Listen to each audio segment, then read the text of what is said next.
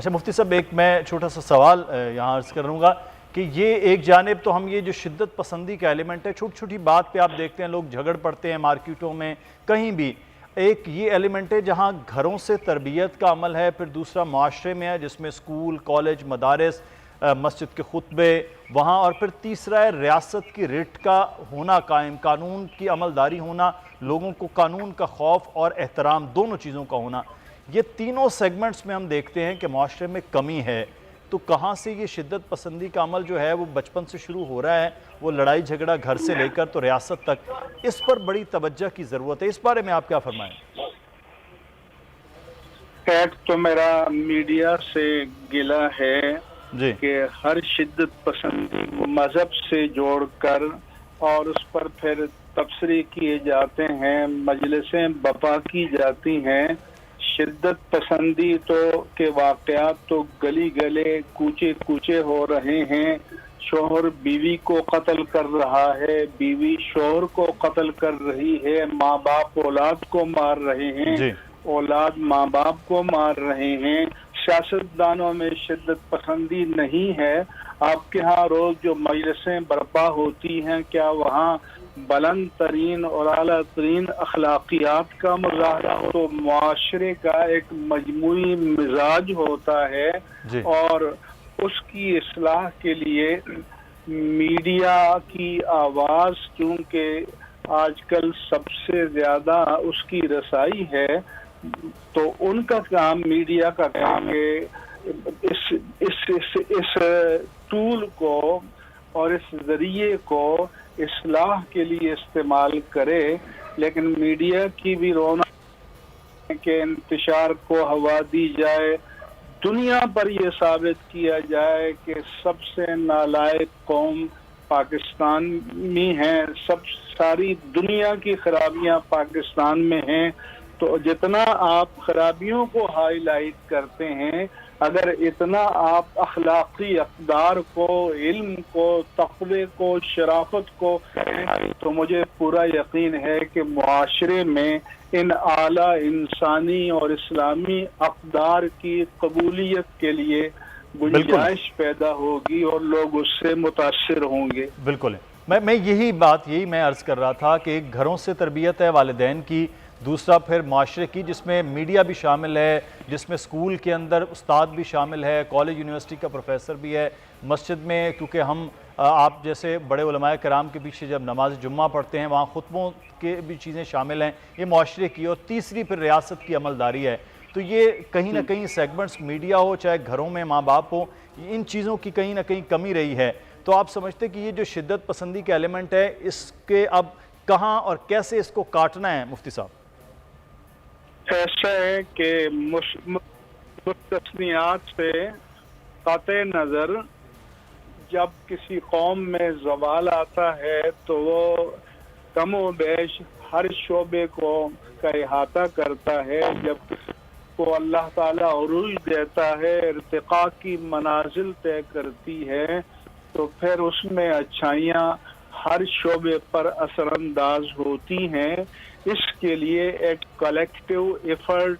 اور اجتماعی مساعی کی ضرورت ہے،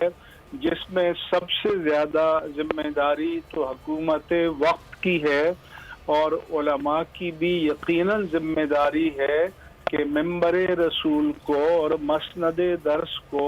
اس کے لیے استعمال کیا جائے۔ مگر کوئی پسند جو الیکٹرانک میڈیا ہے، چاہے مین اسٹریم ہو یا سوشل میڈیا ہو، اس کی ریچ سب سے زیادہ ہو چکی ہے، اور بے اعتدالی بھی سب سے زیادہ اسی شعبے میں ہو رہی ہے۔ قطع کلامی کی معافی میں چاہوں گا، نذیر لغاری صاحب سینئر صحافی ہمارے ساتھ موجود ہیں، آپ سے سوال چاہ رہے ہیں۔ جی لغاری صاحب۔ مفتی صاحب، میری انتہائی عاجزانہ گزارش ہے کہ کسی بھی شخص کی جس پر جو بھی الزام لگایا گیا ہو، کیا ریاست اس کا مواخذہ کرے گی یا کوئی موب، اجتماع، گروہ، افراد کا گروہ جا کر اپنے طور پر کورٹ لگا کر یا اپنے طور پر فیصلہ کرے گا؟ اس کا فیصلہ ڈیو پروسیس آف لا کے تحت ہونا چاہیے، یا گلی کوچوں میں اس طرح سے جو ہے لوگ جو ہیں یا کہیں بھی لوگ؟ نذیر لغاری صاحب، حضور والا، آپ بہت سینئر ہیں، اور میری اگر ابتدا سے گفتگو آپ نے سنی ہے تو یہ میں کہہ چکا ہوں کہ یہ ہجوم کا موب کا کام نہیں ہے کہ وہ ہاتھ میں لے، یہ قانون نافذ کرنے والے اداروں کا کام ہے کہ وہ قانون کو نافذ کریں، لیکن دیانتداری سے، شفاف طریقے سے، غیر جانبدارانہ طریقے سے نافذ کرے تاکہ لوگوں کو انصاف ہوتا ہوا نظر آئے اور لوگ اپنے نظام عدل و انصاف پر اعتماد کریں۔ کیا آپ سے زیادہ کون جانتا ہے کہ حال ہی میں جو دنیا میں عدل کی ایک فہرست مرتب کی ہے تو سب سے زیادہ ناقص نظام عدل 130 ممالک کو قرار دیا گیا ہے اور اس میں پاکستان کا نمبر آخر سے 124، اس کے معنی 124 یا 26 ہے۔ اس کے معنی یہ ہے کہ دنیا میں جو بدتر یا ناقابل اعتماد عدل کا نظام ہے اس میں ہمارا 5واں نمبر ہے، تو ہمیں پھر اس پر سوچنا ہوگا اور اس طرح کی مثالیں موجود ہوں گی کہ ماضی میں ہمارے ہاں کس طرح سے فیصلوں میں جانبداری صراحتاً نظر آتی رہی ہے۔ اس لیے اس کے بعد جو ہے وہ قانون نافذ کرنے والے ادارے ہیں اور جو سب سے بڑا فورم ہے وہ عدلیہ ہے۔ کاش کہ ہمارا نظام عدل دنیا میں اعلیٰ معیار کو ہو، نمبر اول قرار پائے اور ہم یا کوئی بھی کسی بھی شہری کے مفاد میں نہیں ہے کہ لوگ میدان میں آئیں اور قانون کو ہاتھ میں لیں۔ سب جگہ انصاف کی، عدل کی، آئین کی، قانون کی، شریعت کی، اخلاق کی پاسداری ہے۔ بالکل ٹھیک ہے، بہت شکریہ مفتی منیب الرحمان صاحب ہمارے ساتھ موجود تھے۔ بڑی ذمہ داری ہے تمام جتنے بھی سیگمنٹس ہیں اس سوسائٹی کے ان کی کہ کس طرح سے ان چیزوں کو جو ہے وہ روکنے کی اپنی صحیح کوشش کریں۔ میں آخری لغار صاحب آپ سے کامنٹ چاہوں گا، پھر ہم کلوزنگ کی جانب جائیں گے۔ یہ میں جیسے عرض کر رہا تھا سوسائٹی کو سر ریویمپ کرنے کی ضرورت ہے بہت زیادہ اس وقت اس چیز کا۔ سب سے زیادہ ہم اس وقت ٹھیک ہوں گے جب ہمارا نظام عدل ٹھیک ہوگا۔ ہمارا نظام عدل اگر پریشر میں ہوگا کہیں بھی کسی بھی طرف سے، اگر پریشر میں ہوگا تو وہ انصاف نہیں کر سکے گا۔